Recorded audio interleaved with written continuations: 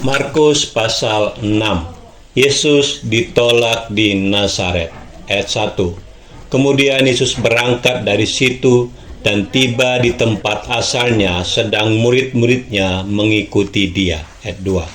Pada hari Sabat, ia mulai mengajar di rumah ibadat, dan jemaat yang besar takjub ketika mendengar dia, dan mereka berkata, "Dari mana diperolehnya semuanya itu?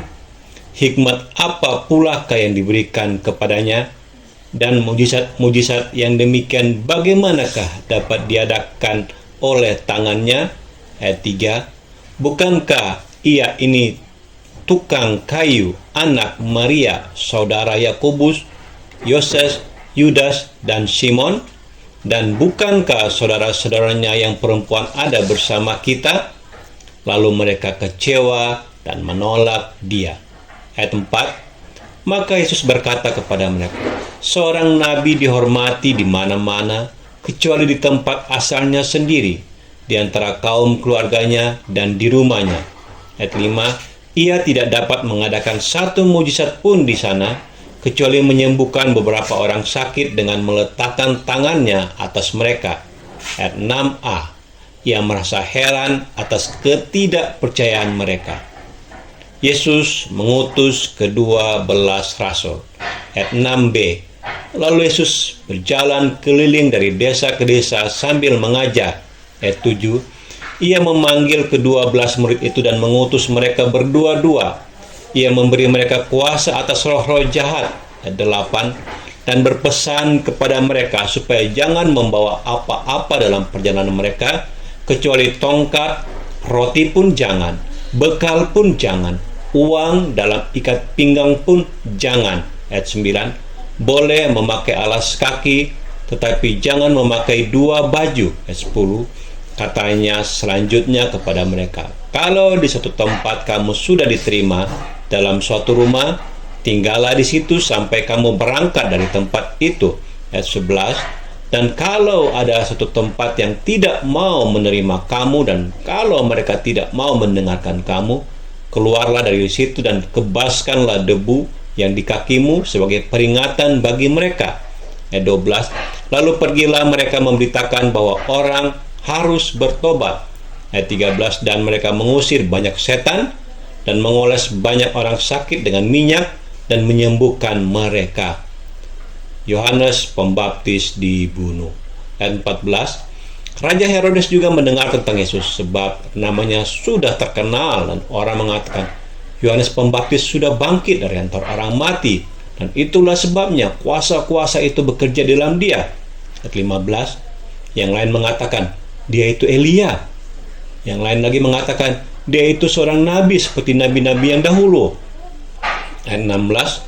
Waktu Herodes mendengar hal itu, ia berkata, "Bukan, dia itu Yohanes yang sudah kupenggal kepalanya dan yang bangkit lagi."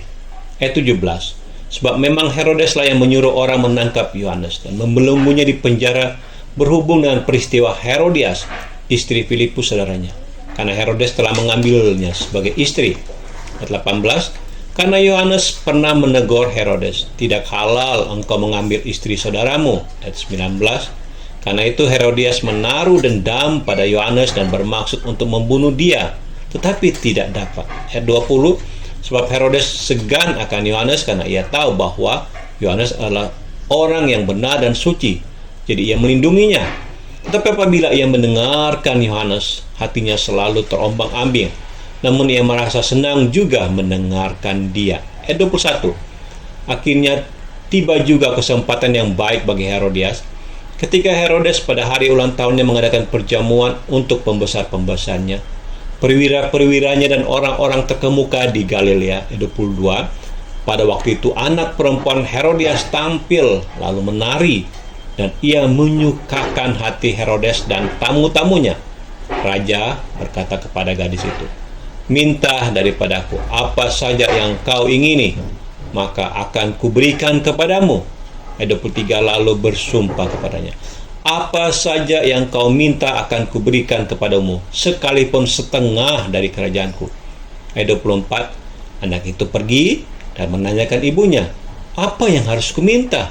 Jawabnya, "Kepala Yohanes Pembaptis."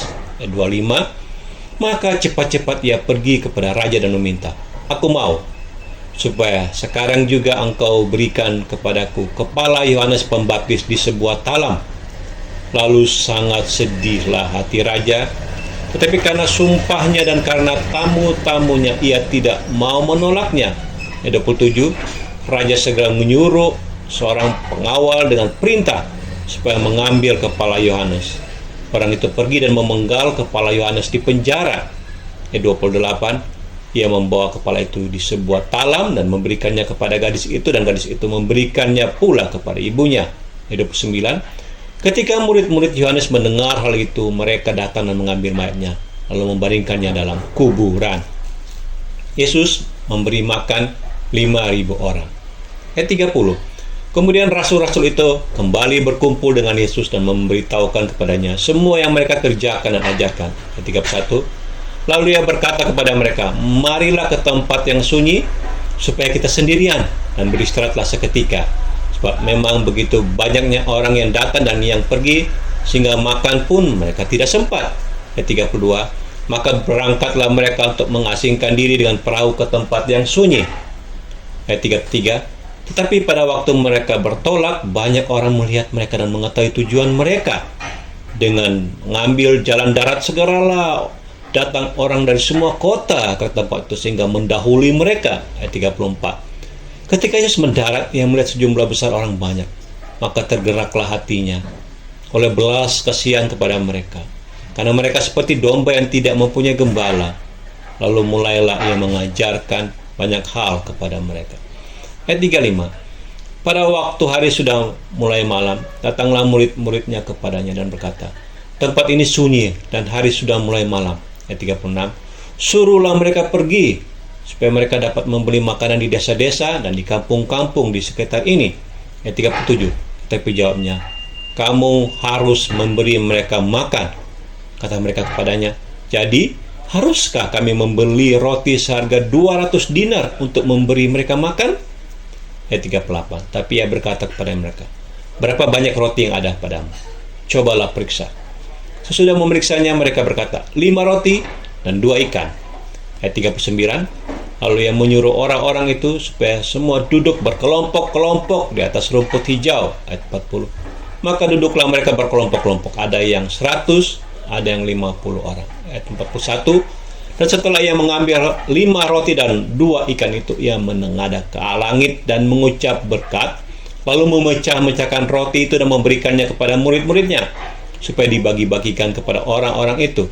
Begitu juga kedua ikan itu dibagikannya kepada semua mereka. Ayat 42, dan mereka semuanya makan sampai kenyang. Ayat 43, kemudian orang mengumpulkan potongan-potongan roti 12 bakul penuh, selain daripada sisa-sisa ikan. Ayat 44, yang ikut makan roti itu ada 5.000 orang laki-laki.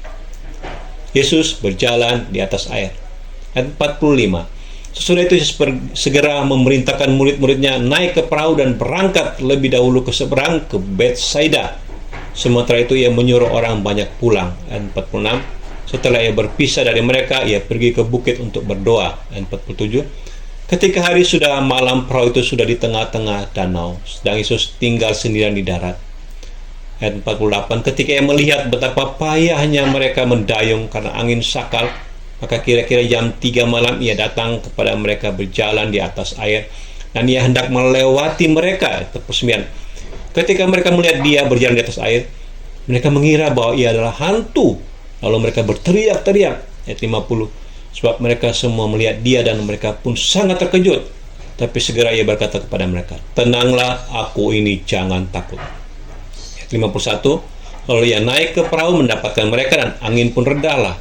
Mereka sangat tercengang dan bingung. Ayat 52, sebab sesudah peristiwa roti itu mereka belum juga mengerti dan hati mereka tetap degil. Yesus menyembuhkan orang-orang sakit di Genesaret. Ayat 53, setibanya di seberang Yesus dan murid-muridnya mendarat di Genesaret dan berlabuh di situ. Ayat 54, ketika mereka keluar dari perahu, orang segera mengenal Yesus. Ayat 55, maka berlari-larilah mereka ke seluruh daerah itu dan mulai mengusung orang-orang sakit di atas tilamnya kepada Yesus, di mana saja kabarnya ia berada. Ayat 56. Kemanapun ia pergi, ke desa-desa, ke kota-kota, atau ke kampung-kampung, orang meletakkan orang-orang sakit di pasar dan memohon kepadanya supaya mereka diperkenankan hanya menjamah jumbai jubahnya saja. Dan semua orang yang menjamahnya menjadi sembuh.